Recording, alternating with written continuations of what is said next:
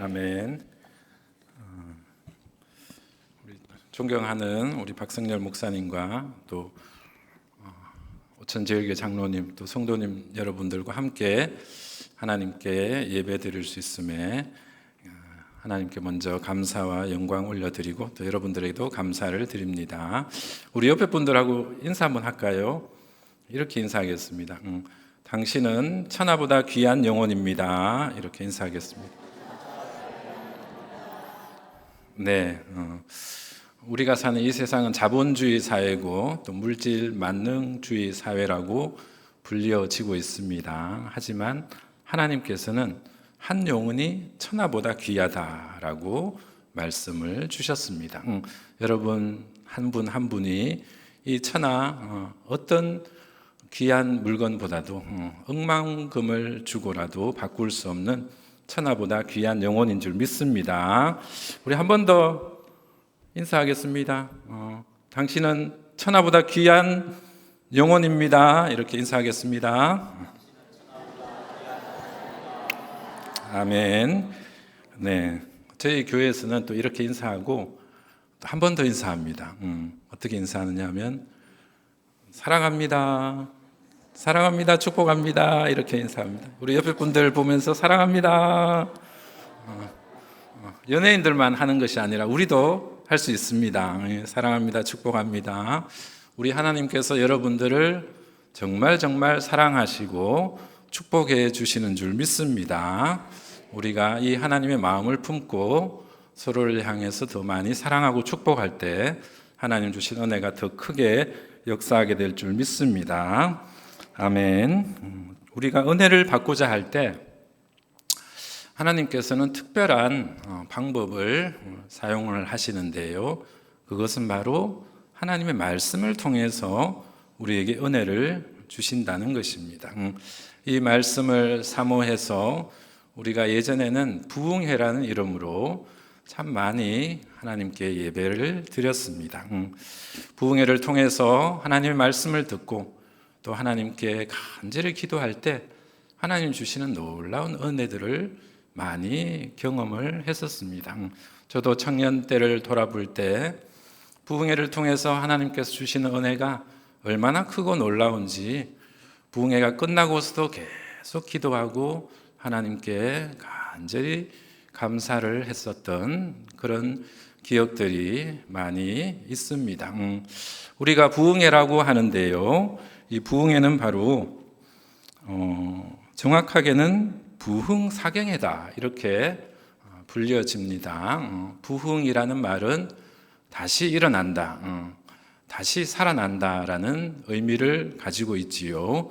이 부흥은 사람이 하는 것이 아니라 하나님의 말씀을 통해서 주시기 때문에 이 조사할 사자에 말씀 경자를 써서 부흥사경회다 이렇게 불리워졌습니다. 그것을 줄여서 우리가 부흥회라고 하는데요.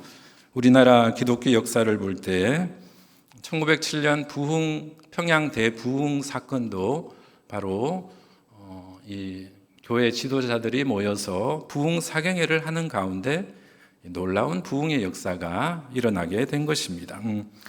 평양 지역의 모든 술집이 문을 닫고 깡패들이 회개를 하는 그런 역사가 일어난 것이 바로 이 평양 대부흥 사건이지요. 이 부흥은 하나님의 말씀을 통해서 하나님께서 주시는 특별한 은혜라는 것을 우리에게 보여주고 있습니다.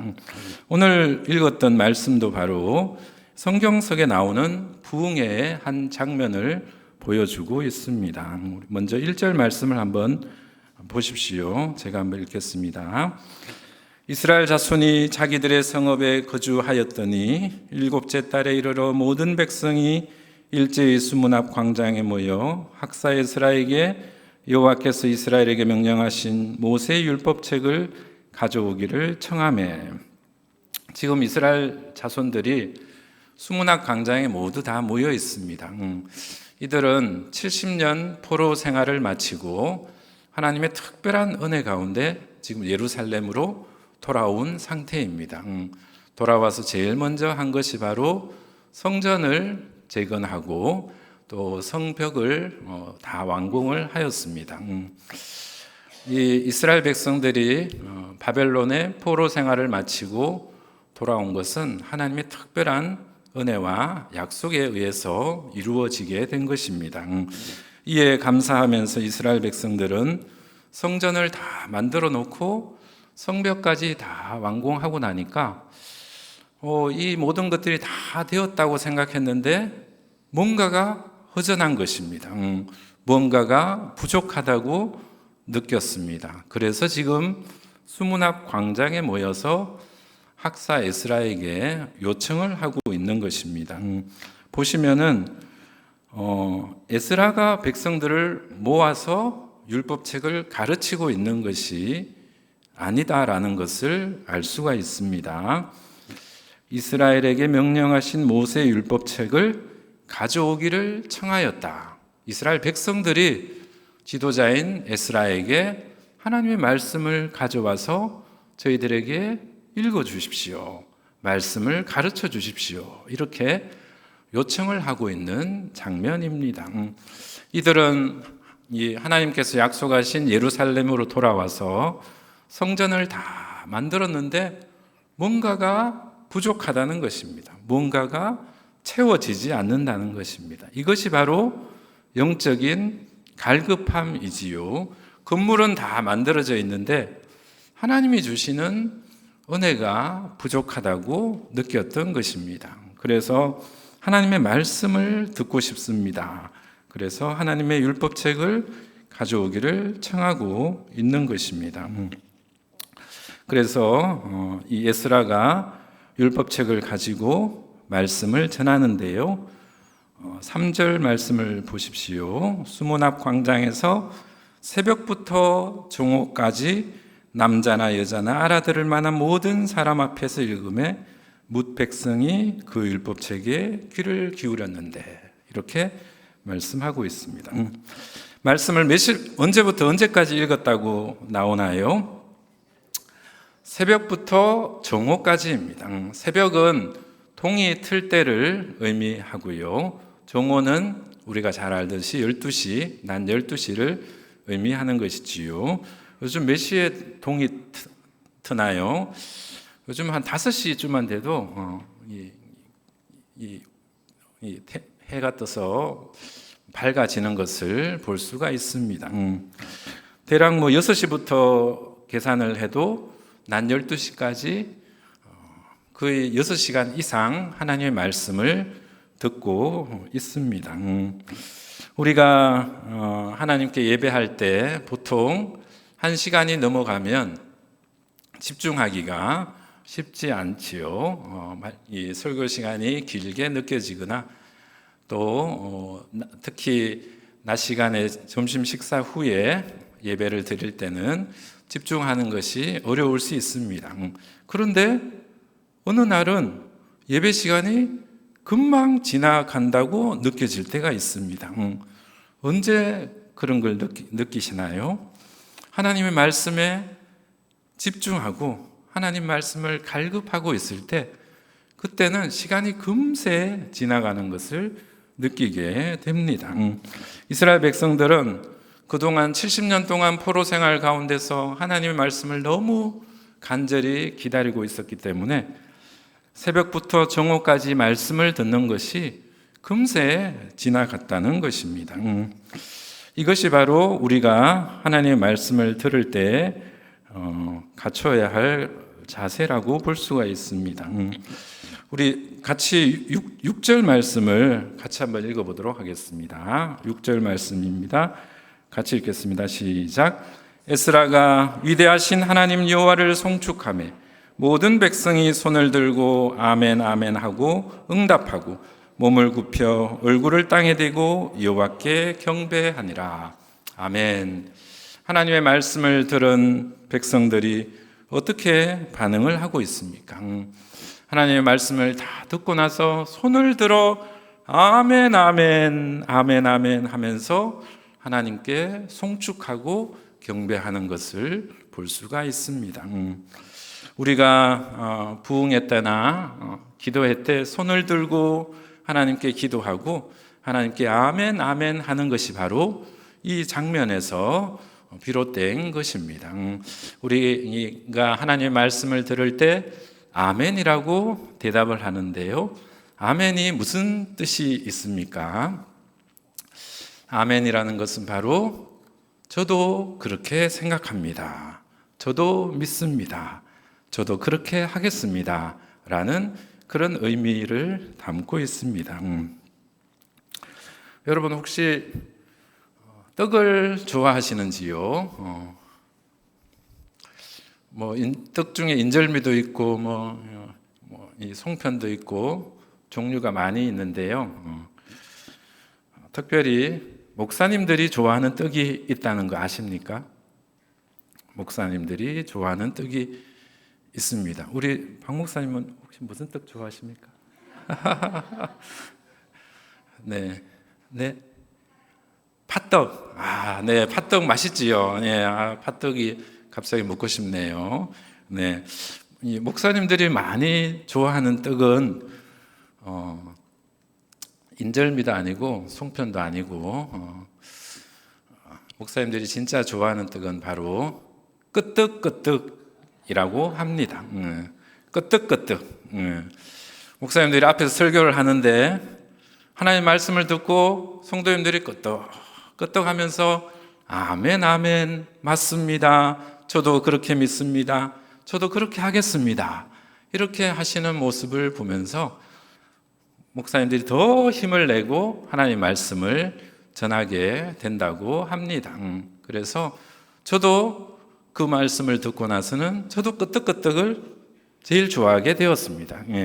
여러분들 하나님께 나와서 예배 드릴 때 하나님 말씀 앞에서 고개를 끄떡끄떡 하시면서 아멘 맞습니다, 하나님 말씀이 맞습니다, 제가 부족했습니다, 저를 불쌍히 여겨 주시옵소서라고 그렇게 하나님께 나아갈 때 하나님께서 더 크신 은혜를 내려줄 줄 믿습니다. 아멘. 이 하나님의 말씀을 다 듣고 나서 말씀을 전하는 것으로 끝이 난 것이 아니고요, 이 말씀이 어떤 의미가 있는지를 또 같이 말씀을 깨닫게 하는 부분이 나오고 있습니다. 8절 말씀 보십시오. 하나님의 율법책을 낭독하고 그 뜻을 해석하여 백성에게 그 낭독하는 것을 다 깨닫게 하니 라고 해서요, 하나님의 말씀은 듣는 것으로 끝나는 것이 아니라 말씀을 듣고 나면 성령께서 역사하셔서 말씀의 의미를 깨닫게 해 주십니다. 그전에는 말씀을 들어도 저게 무슨 말씀인지 집중도 되지 않고 잘 몰랐던 말씀인데요, 하나님께서 은혜를 베풀어 주시면 그 말씀이 깨달아진다는 것입니다. 오늘 이스라엘 백성들도 율법책을 낭독하고 그 뜻을 해석해 주었더니만 백성이 그 낭독하는 것을 다 깨닫게 되었다, 이렇게 말씀하고 있습니다. 이것이 바로 부흥사경회에 하나님께서 역사하시는 방법이 되는 것입니다. 여러분들은 복음을 무엇이라고 생각을 하십니까? 누군가가 복음이 무엇입니까? 성경책 보니까 마태복음도 있고 누가복음도 있고 요한복음도 있는데 도대체 복음이 무엇입니까? 복음이 무슨 의미가 있습니까? 이렇게 물으신다면 어떻게 대답을 하시겠습니까?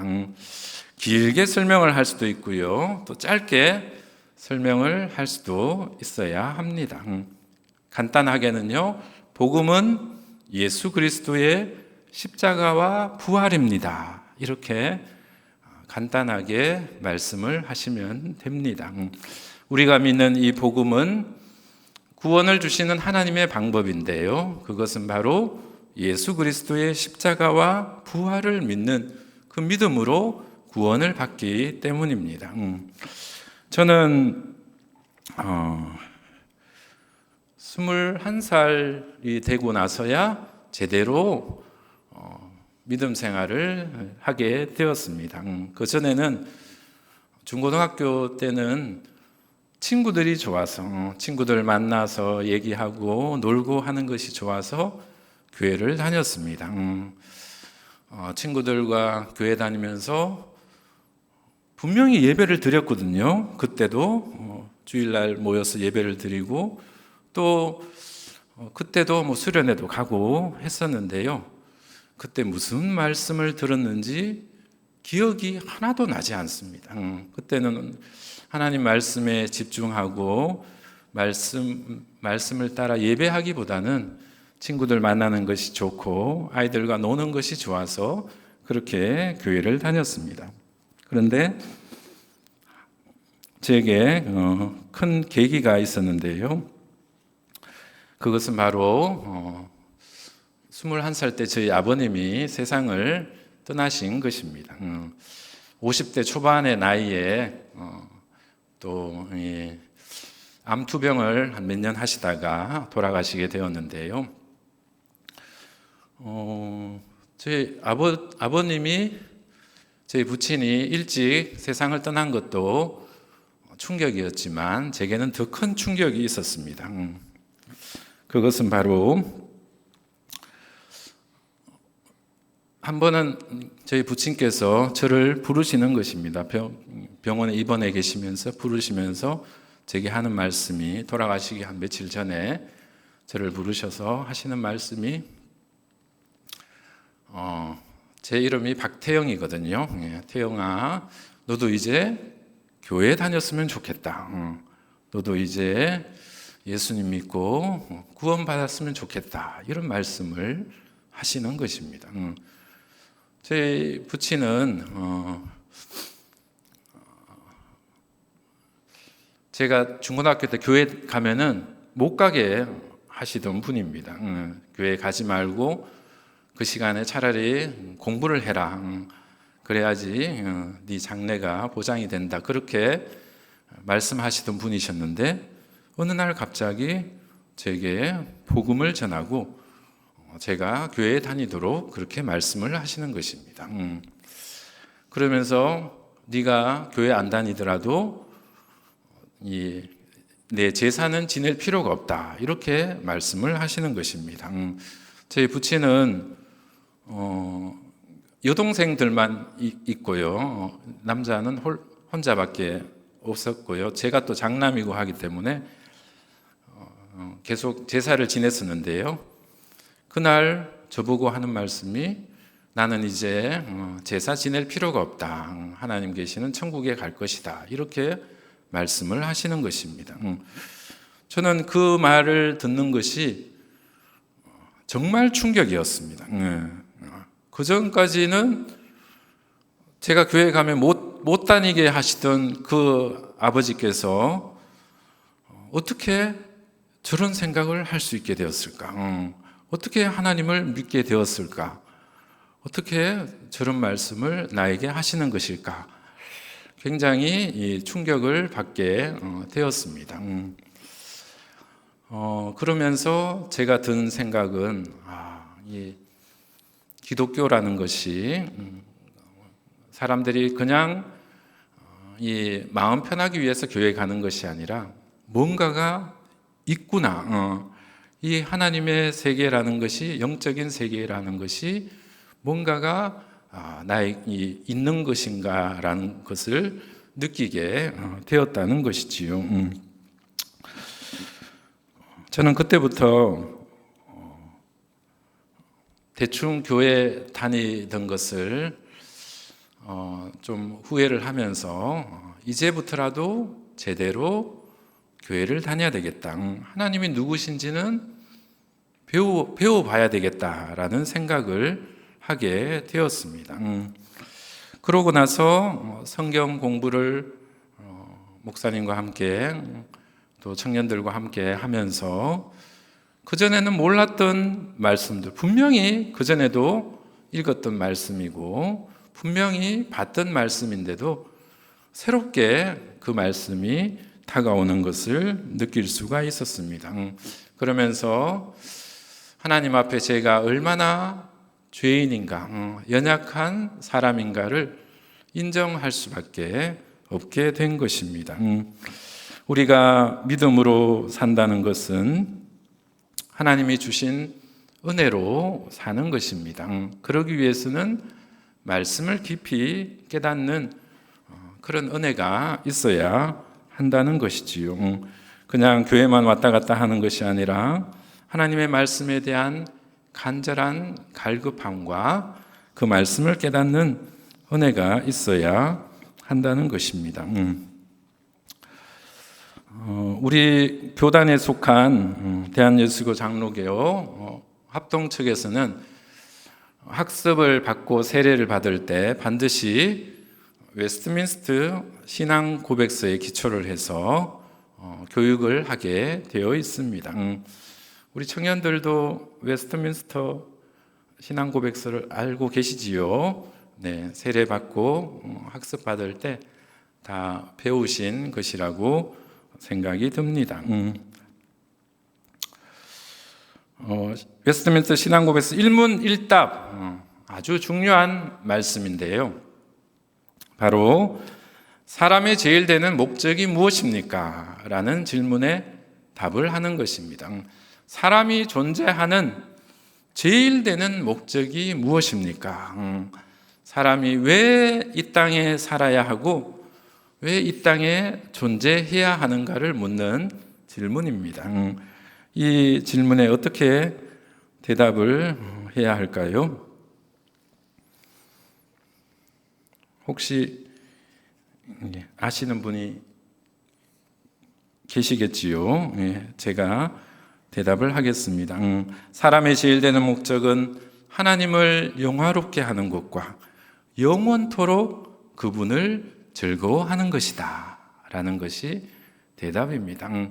사람의 제일 되는 목적은 하나님을 영화롭게 하는 것과, 첫 번째는 하나님을 영화롭게 하는 것과 두 번째는 영원토록 그분을 즐거워하는 것입니다. 이것이 바로 웨스트민스터 신앙고백서 1문 1답에 해당하는 대답입니다. 우리가 믿음 생활을 한다는 것은 바로 하나님을 영화롭게 하고 영원토록 그분을 즐거워하는 것이라는 것입니다. 하나님을 영화롭게 하는 것이 무엇입니까? 하나님께 영광을 돌리는 것인데요. 우리가 무언가를 해내고 좋은 결과가 있을 때 제가 열심히 해서 그렇습니다. 제가 노력해서 따낸 것입니다. 제가 남들보다 더 열심히 해서 이 일을 했습니다. 이렇게 대답하는 것이 아니라 저는 부족하지만 하나님이 도와주셔서 이 일을 해냈습니다. 하나님께서 역사해 주셔서 이런 좋은 결과를 얻게 되었습니다. 라고 고백할 때 이것이 바로 하나님을 영화롭게 하고 하나님께 영광 돌려드리는 것입니다. 이것이 바로 우리가 존재하는 이유가 되는 것이지요. 두 번째는 영원토록 그를 즐거워하는 것이다 라고 되어 있습니다.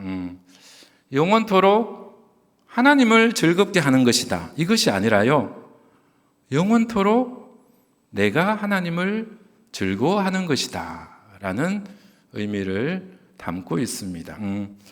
하나님을 즐거워한다는 것이 무슨 의미가 있을까요? 어떻게 하는 것이 하나님을 즐거워하는 것일까요? 우리가 누군가를 존경하고 사랑하게 되면 그 사람을 생각만 해도 기분이 좋아지고, 생각만 해도 감사가 되고, 생각만 해도 행복해지게 되지요. 우리 하나님을 생각만 해도, 하나님의 이름을 부르기만 해도 하나님 감사합니다, 하나님 고맙습니다, 하나님 행복합니다, 이런 마음이 들게 되는 것이 바로 하나님을 즐거워하는 것입니다. 여러분들이 누군가를 즐거워하면요, 그 사람을 만나게 되면 더 기분이 좋아지고 더 이 감사가 넘치게 되는 것입니다. 이것이 바로 하나님을 즐거워하는 것이 되는 것이지요. 예배당에 나왔는데 하나님을 생각만 해도 감사가 되고 행복하고 기쁜 마음이 드는 것이 바로 하나님을 즐거워하는 것입니다. 그런데 예배당에 와가지고 예배를 드리는데 끝나고 나서 누구 만나기로 했는데 아이고 저 목사님이 왜 저렇게 설교를 길게 할까? 빨리 끝나야 되는데 끝나가지고 뭐 할까? 맛있는 거 먹으러 가야 되는데 이번에 뭘 먹을까? 누구는 나올까? 이렇게 딴 생각을 한다면은 하나님을 즐거워하는 것이라고 할 수가 없겠지요. 하나님께 예배 드리면서 하나님께 온전히 집중하고 하나님만을 즐거워하는 것이 바로 우리가 이 땅에 존재하는 이유가 되는 것입니다. 우리가 교회 나올 때 이런 존재가 되어야 하지 않을까요? 우리가 교회에 나왔는데 하나님을 즐거워하면 그것이 주변 사람들에게도 느껴지게 되어 있습니다. 저분은 교회 억지로 나왔구나. 오늘 아내분에 끌려서 나왔구나. 억지로 나온 것이 보여지는 분들도 있을 수 있지만 저분은 정말 하나님을 사랑하고 하나님을 기쁘시게 하기 위해서 하나님을 즐거워하면서 나오셨구나라는 것이 느껴지는 분들이 계십니다. 여러분들은 어떠하십니까? 하나님께서 여러분들을 택하여 주시고 구원하여 주신 것에 감사하면서 하나님을 즐거워하는 여러분 모두가 되기를 주님의 이름으로 축원드립니다. 아멘. 우리 10절 말씀 같이 한번 읽어보겠습니다. 10절입니다. 같이 읽겠습니다. 시작. 느헤미야가 또 그들에게 이르기를 너희는 가서 살찐 것을 먹고 단 것을 마시되 준비하지 못한 자에게는 나누어 주라. 이날은 우리 주의 성일이니 근심하지 말라.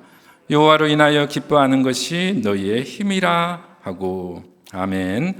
우리가 믿음 생활하는 것은 근심하고 걱정하는 것이 아니라 여호와로 인하여 기뻐하는 것이 우리의 힘이다. 이렇게 말씀하고 있습니다. 근심하지 말라. 여호와로 인하여 기뻐하는 것이 너희의 힘이니라. 이렇게 말씀하고 있습니다. 우리가 하나님을 믿는다는 것은 바로 이 하나님을 기뻐하는 것이고요. 하나님을 즐거워하는 것이고 이 은혜로 인해서 우리가 새 힘을 얻게 되는 것입니다. 그래서 오늘 말씀에서도 근심하지 말라.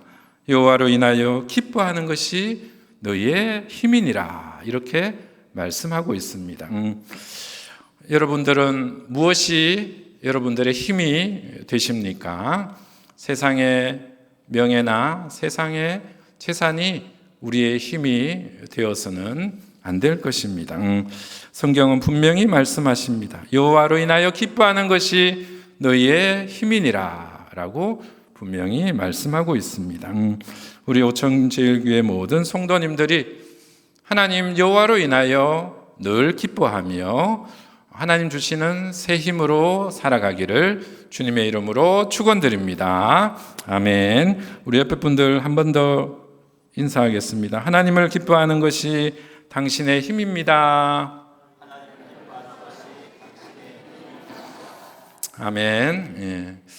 정말 우리가 하나님을 생각할 때마다 하나님 감사합니다. 하나님 행복합니다. 하나님 기쁩니다. 이런 고백을 드릴 때 하나님이 새 힘과 또 놀라운 은혜를 더하여 주실 줄 믿습니다. 아멘. 우리 이따가 찬송을 부를 때요, 제가 좋아하는 찬송가 91장인데요. 슬픈 마음 있는 사람 예수 이름 믿으면 영원토록 변함없는 기쁜 마음 얻으리. 이렇게 찬송을 합니다. 슬픈 마음을 가진 사람일지라도 주 예수를 믿을 때 영원토록 변치 않는 기쁜 마음을 얻게 될 줄 믿습니다. 이런 은혜가 여러분 모두에게 더욱 넘치기를 주님의 이름으로 축복드립니다. 아멘. 기도하겠습니다. 사랑의 하나님 아버지, 감사합니다. 오늘 우리 오천제일교회 청년부